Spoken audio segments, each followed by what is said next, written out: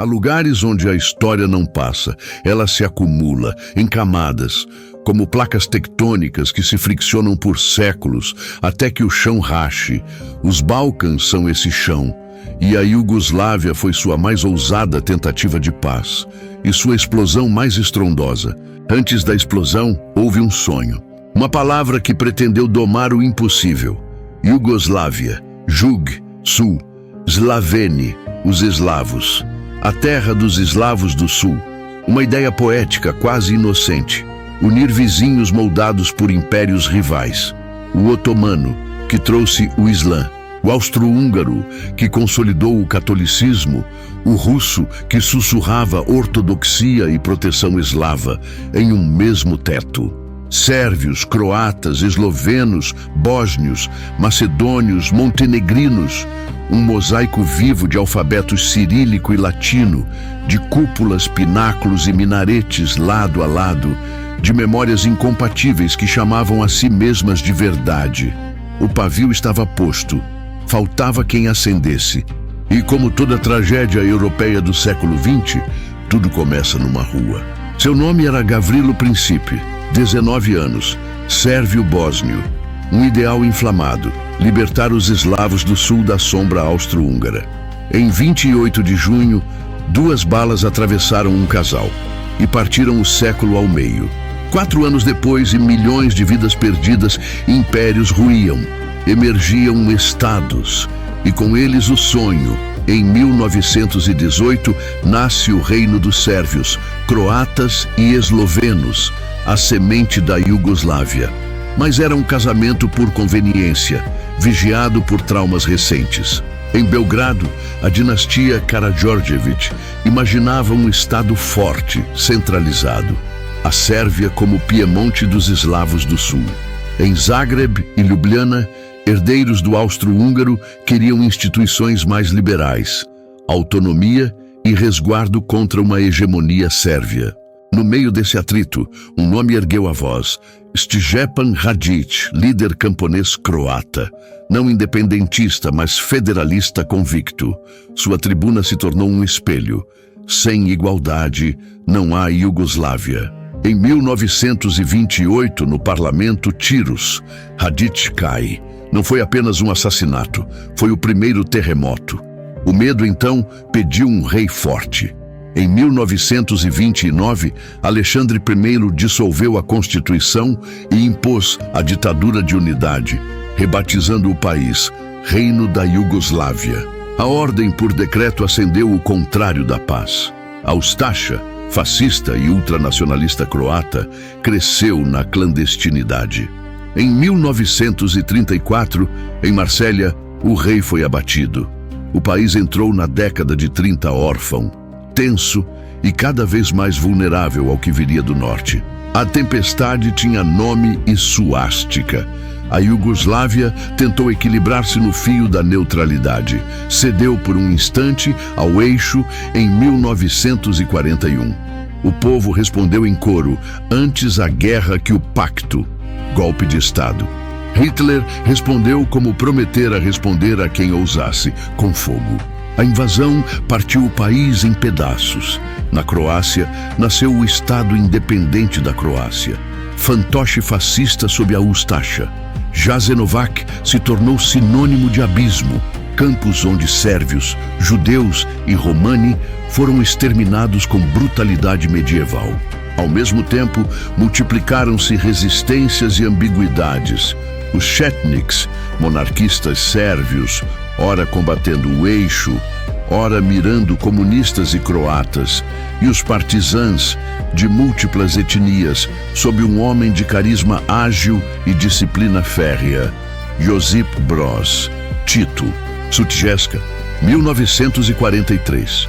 Cercados, famintos em menor número, os partisãs romperam o cerco, e ali a lenda deixou de ser promessa. Em 1944, Belgrado foi libertada. Com o colapso do eixo, Tito juntou os cacos de um país estilhaçado e ousou uma engenharia social sem paralelo. Nascia a República Socialista Federativa da Iugoslávia, 6 repúblicas: Sérvia, Croácia, Bósnia e Herzegovina, Eslovênia, Macedônia, Montenegro e 2 províncias autônomas, Voivodina e Kosovo. O lema, simples e ambicioso: Irmandade e Unidade. Em 1948, Tito desobedece Stalin, o herege da cortina. A Iugoslávia não seria satélite. Em vez disso, seria vértice, fundadora do movimento dos não alinhados, a terceira via entre a OTAN e o Pacto de Varsóvia. Resultado: prestígio, crédito, circulação. Um passaporte cobiçado que abria portas de Paris a Moscou. Na economia, a autogestão. Fábricas de propriedade social, dirigidas por conselhos de trabalhadores. Um arranjo híbrido, socialismo de mercado, que, combinado a divisas ocidentais e turismo dálmata, gerou um milagre. Décadas de 60 e 70. Geladeiras em cozinhas operárias, carros nas garagens, férias nas praias de Hvar, música iê, iê, iê em rádio, cinema autoral premiado. Uma classe média que exibia com orgulho o Made in Yugoslávia. Mas o aço da unidade era mantido também por repressão calculada contra nacionalismos. A Primavera Croata, em 1971, contida. Dissidentes do Kosovo, vigiados. Tito sabia. O veneno que mataria a Iugoslávia chamava-se nacionalismo. O remédio dele era duro e funcionou enquanto sua mão pesou.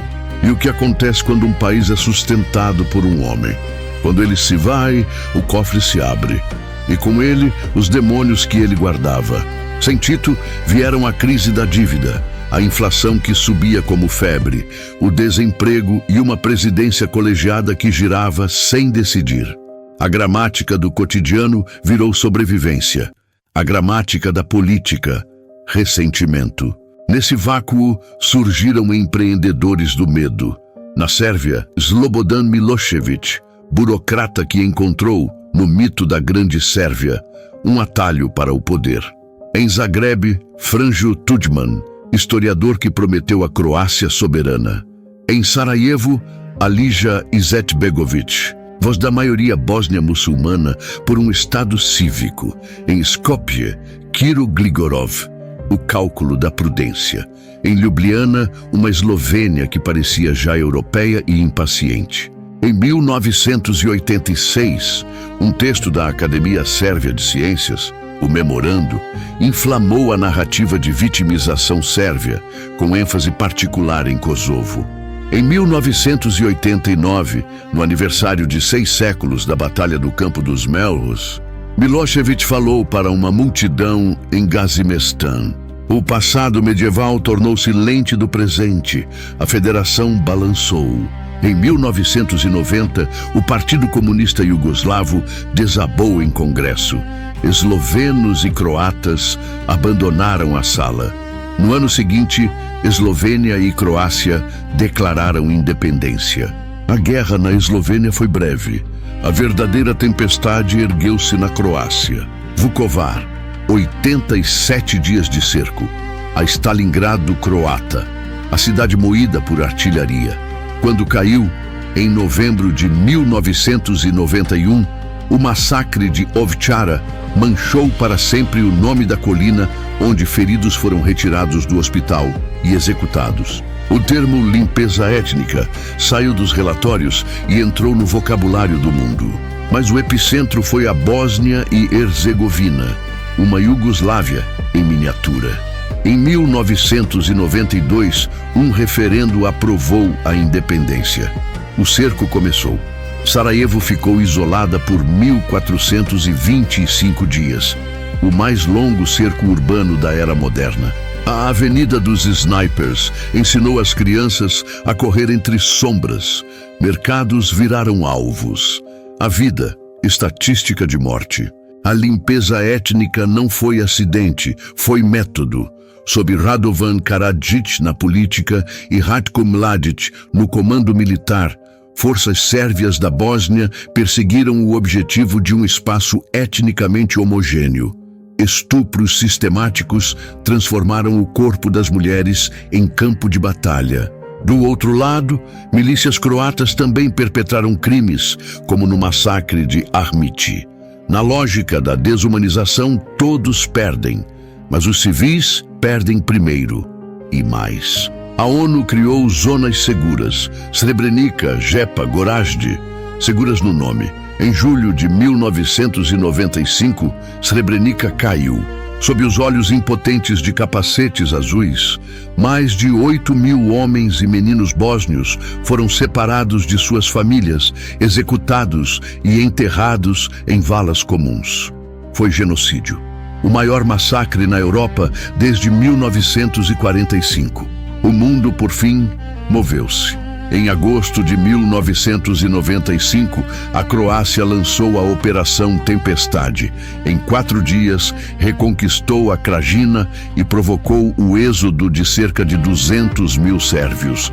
Libertação para uns, tragédia para outros. Com a aviação da OTAN pressionando e as frentes mudando, a mesa de negociações se impôs. Dayton, Ohio. Final de 1995. A paz possível, não a paz justa. A Bósnia foi dividida em 2 entidades, a Federação da Bósnia e Herzegovina e a República Srpska, costuradas por um Estado frágil. A guerra calou os canhões, não calou as memórias. Faltava ainda o desfecho de Kosovo. Em 1998, a repressão sérvia contra a maioria albanesa escalou. Em 1999, a OTAN bombardeou a Sérvia por 78 dias sem mandato do Conselho de Segurança. Uma primeira controvérsia. As forças sérvias se retiraram. A ONU assumiu a administração. Em 2008, Kosovo proclamou independência, reconhecida por dezenas de países, rejeitada por Belgrado e por outros estados. Um armistício jurídico que ainda ferve. A Iugoslávia morreu. Em seu lugar, 7 repúblicas, algumas integradas à União Europeia, outras olhando para dentro, outras com um pé em cada lado do passado. Suas capitais exibem cafés modernos e cicatrizes de estilhaço. Museus recordam sítios de dor. Srebrenica, Vukovar, Sarajevo. Há quem chame criminosos de guerra de heróis. Há quem ainda procure ossadas de familiares em bosques. A paz assinada nem sempre foi paz vivida. Houve justiça, uma justiça possível. O Tribunal Penal Internacional para a ex-Iugoslávia processou líderes e comandantes. Slobodan Milošević morreu em Haia antes do veredicto. Radovan Karadzic e Ratko Mladic foram condenados por genocídio e crimes contra a humanidade. Julgamentos contestados por uns, fundamentais para muitos, mas todos um recado. Soberania não é salvo-conduto para a barbárie. Hoje, a Bósnia e Herzegovina ainda é um edifício institucional instável. Em Kosovo, tensões latentes oscilam entre normalização e faísca. Na Macedônia do Norte, identidades se negociam letra por letra. Na Croácia e na Eslovênia, a integração europeia convive com memórias de guerra. Na Sérvia, o espelho do passado disputa espaço com a promessa do futuro. A lição? A paz é uma planta delicada. Exige solo justo, água de empatia, sol de instituições confiáveis. O ódio, quando semeado, hiberna por gerações, à espera de um jardineiro imprudente. O barril de pólvora foi desmontado, mas suas peças, nomeadas por medo, honra, humilhação, mito, ainda estão espalhadas pelo chão. História não garante recaídas, alerta para elas. E você? O que já sabia sobre a Iugoslávia e o que te surpreendeu aqui? Me conte nos comentários qual personagem te marcou mais. Tito, Radić, Milošević, Tudjman, Izetbegović. E por quê? Sua visão ajuda a manter esta conversa viva. Se este vídeo te fez refletir, deixa o seu like. Isso ajuda demais a levar história séria para mais gente. E se ainda não é inscrito, se inscreva e ative o sininho. Toda semana tem novas histórias para a gente decifrar juntos. Obrigado por assistir. Até a próxima.